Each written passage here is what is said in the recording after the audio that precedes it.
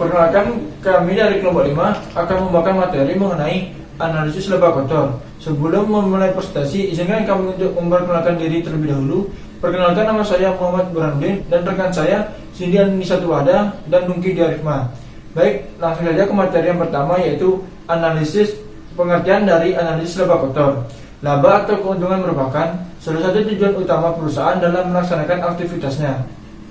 Pihak manajemen selalu merencanakan besar perolehan laba di setiap periodenya yang ditentukan melalui target yang harus dicapai.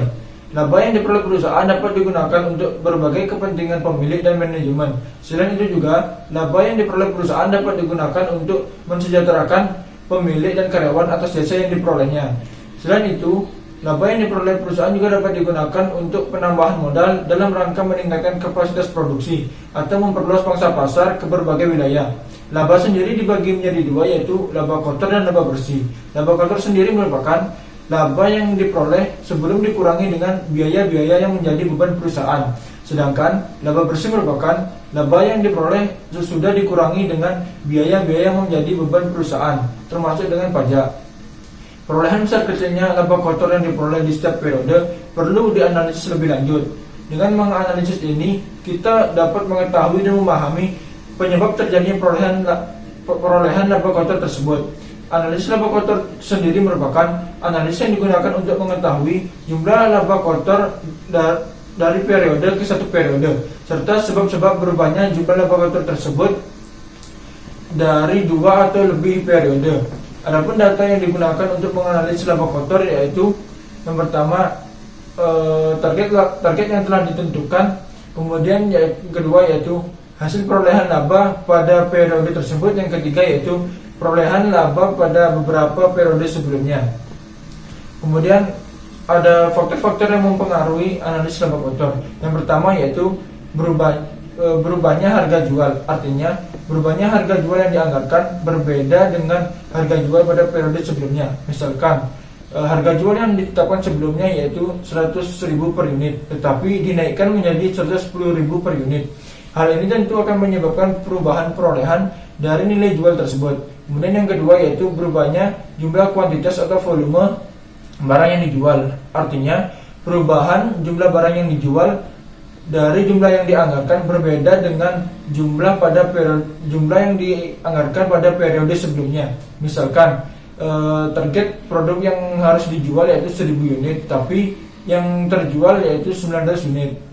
Hal ini tentu akan mengakibatkan perubahan perolehan dari nilai jualnya. Kemudian yang ketiga yaitu berubahnya harga pokok penjualan. Perubahan harga pokok penjualan dari jumlah yang dianggarkan berbeda dengan harga pokok penjualan pada periode sebelumnya. Hal ini dapat dipengaruhi karena kenaikan atau penurunan harga bahan baku, atau dapat dipengaruhi oleh kenaikan dari biaya-biaya yang dibebankan sebelumnya. Kemudian ada manfaat dari analisis laba kotor. Yang pertama yaitu untuk mengetahui terjadinya penurunan harga jual. Dengan mengetahui naik atau turunnya harga jual, pihak manajemen dapat memprediksi berbagai hal, terutama yang berkaitan dengan penentuan harga jual pada tahun kedepannya dan target harga jual yang lebih realistis. Kemudian yang kedua yaitu untuk mengetahui terjadinya kenaikan harga jual. Perlu untuk mengetahui kenaikan dari harga jual, karena dari kenaikan harga jual sangat mempengaruhi perolehan laba kotor dari suatu perusahaan. Faktor yang mempengaruhi kenaikan dari harga jual yaitu berasal dari dalam perusahaan itu sendiri, yaitu seperti kenaikan dari biaya-biaya. Dan yang ketiga yaitu untuk mengetahui penyebab turunnya harga pokok penjualan. Selain kenaikan harga penjualan, laba kotor juga dipengaruhi oleh penurunan harga pokok penjualan. Penurunan harga pokok penjualan tidak jauh berbeda dengan kenaikan harga pokok penjualan.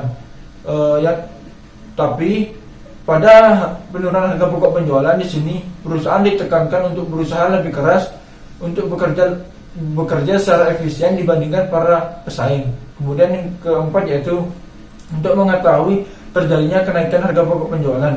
Sangat penting bagi perusahaan untuk mengetahui kenaikan dari harga pokok penjualan. Dengan mengetahui kenaikan harga pokok penjualan, perusahaan dapat menyesuaikan dengan harga jual dan biaya-biaya lainnya. Kemudian yang kelima yaitu sebagai bentuk pertanggungjawaban bagian penjualan. Analisis laba kotor juga memberikan manfaat sebagai bentuk pertanggungjawaban bagi pihak penjualan atas terjadinya penurunan harga jual. Artinya, ada pihak-pihak yang harus bertanggung jawab saat terjadinya kenaikan atau penurunan dari harga jual produk tersebut. Kemudian yang ketujuh yaitu sebagai bentuk pertanggungjawaban bagian produksi. Analisis laba kotor juga memberikan manfaat sebagai bentuk pertanggungjawaban bagian produksi akibat dari penurunan harga pokok penjualan. Artinya, seluruh kegiatan yang berhubungan dengan harga pokok penjualan adalah tanggung jawab dari pihak produksi. Dan yang ketujuh yaitu sebagai salah satu alat ukur untuk menilai kinerja manajemen. Analisis laba kotor ini memberikan manfaat untuk menilai kinerja manajemen pada suatu periode. Hasil yang diperoleh dari analisis laba kotor ini akan menentukan kinerja manajemen ke depannya. Kemudian yang kedelapan yaitu sebagai bahan untuk menentukan manajemen ke depan. Analisis laba kotor dapat digunakan sebagai bahan untuk melakukan kebijakan manajemen ke depannya dengan mencermati kegagalan atau kesuksesan dalam pencapaian laba kotor dari tahun sebelumnya. Sekian presentasi saya, akan dilanjutkan oleh rekan saya. Berikut ini ada contoh laba rugi dari PT Yumiko Maharani Tbk. Dari data tersebut dapat dilihat bahwa penjualan bersih meningkat sebesar 65.000. Kemudian harga pokok penjualan juga meningkat sebesar 35.000. Laba kotor mengalami peningkatan sebesar 25.000. Jumlah barang yang dijual juga meningkat menjadi 100 unit. Harga persatuan juga meningkat menjadi 50 unit. Kemudian harga pokok persatuan juga meningkat sebesar 25 dari tahun sebelumnya.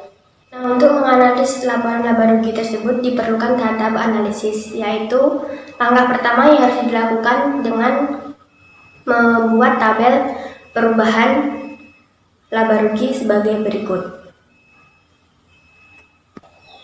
Kemudian yang kedua yaitu dengan menganalisis sebab-sebab terjadinya perubahan.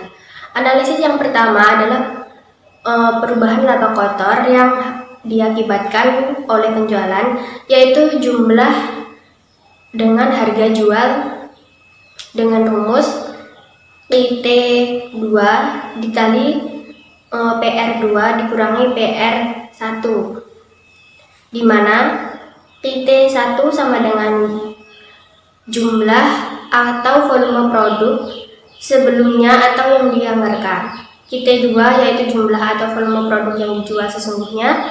PR1 yaitu harga pertama atau harga tahun sebelumnya atau yang dianggarkan. PR2 yaitu harga kedua atau harga yang sesungguhnya. Analisis yang pertama yaitu karena faktor penjualan, yaitu dengan rumus PT2 dikali PR2 min PR1, yaitu 100 dikali dengan 150 dikurangi 100, hasilnya yaitu 55.000. Kemudian yang kedua karena jumlah atau kuantitas penjualan, yaitu rumusnya PR1 dikali PT2 dikurangi PT1, yaitu 100 dikali 1100 dikurangi 1000, hasilnya yaitu 10.000.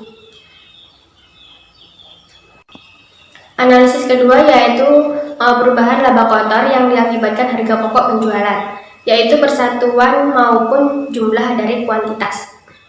Rumusnya yaitu PT2 dikali HPP2 dikurangi HPP1, di mana PT1 jumlah atau volume produk sebelum atau yang dianggarkan, PT2 yaitu jumlah atau volume produk yang dijual sesungguhnya, HPP1 yaitu harga pokok penjualan sebelumnya atau yang dianggarkan, HPP2 yaitu harga pokok penjualan yang sesungguhnya.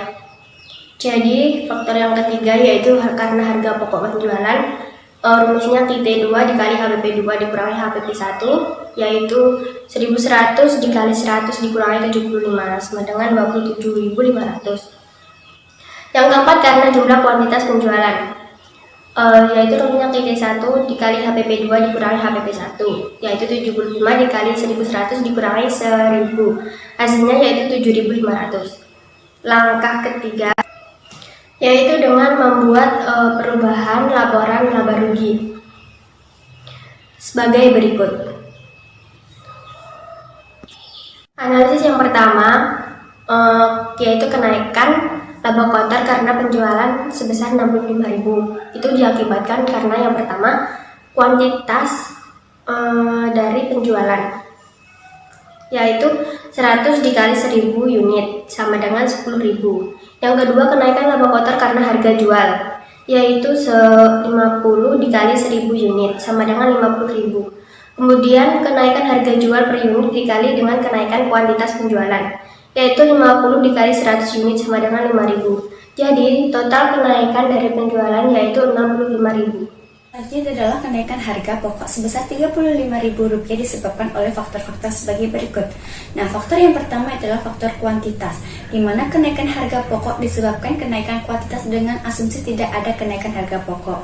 Seperti halnya harga pokok pada tahun 2006 yaitu sebesar Rp75, dan juga kenaikan kuantitasnya yaitu adalah 100 unit, maka kenaikan karena faktor kuantitas yaitu adalah Rp75 dikali dengan 100 unit, maka akan menghasilkan hasil akhir itu adalah 7.500.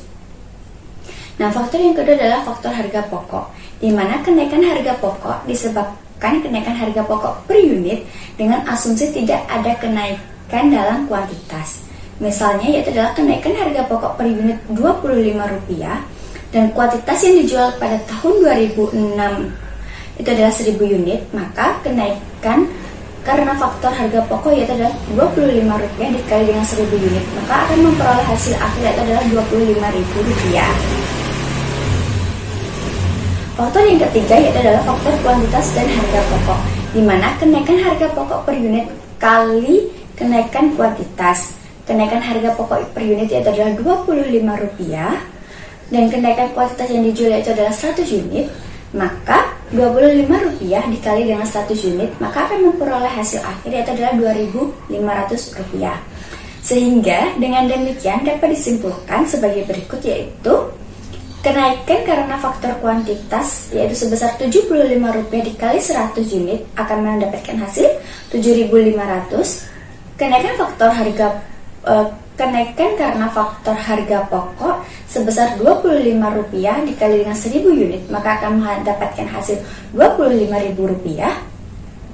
Dan juga kenaikan harga pokok per unit kali kenaikan kuantitas yaitu adalah Rp25 dikali dengan 100 unit, maka akan mendapatkan hasil 2.500, sehingga jumlah keseluruhan kenaikan harga pokok penjualan yaitu adalah sebesar Rp35.000.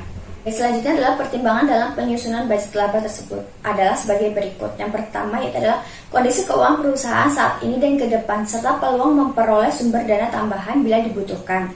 Yang kedua yaitu adalah kemampuan sumber daya manusia yang dimiliki oleh perusahaan untuk mengelola kegiatan perusahaan baik kuantitas maupun kualitas.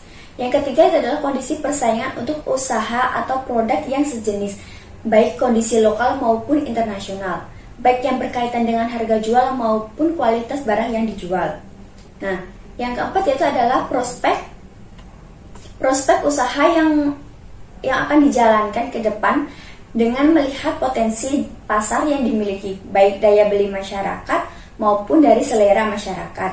Nah, yang kelima itu adalah pencapaian laba tahun sebelumnya sebagai tolak ukur untuk menentukan target laba ke depannya.